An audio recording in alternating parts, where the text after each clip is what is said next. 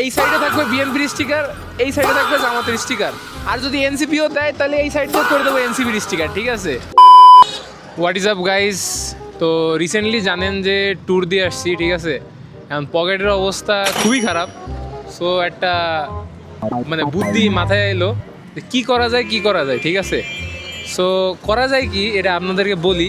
তো এখন তো নির্বাচনের সিজন, তো ভাবতাছি যে এই যে সেকেন্ড বাইক, ঠিক আছে? বাইকের মানে কিছু কিছু বাইকে দেখতাছি স্টিকার করাচ্ছে যার যার দলের। তো আমি ভাবতাছি যদি কেউ চান আমার সাথে যোগাযোগ করতে পারবেন, আমি কমেন্ট বক্সে নাম্বার দিয়ে দিব। সো যে দলই মানে কোনো স্পেসিফিক দল না, যে দল চান সেই দল করাইতে পারবেন।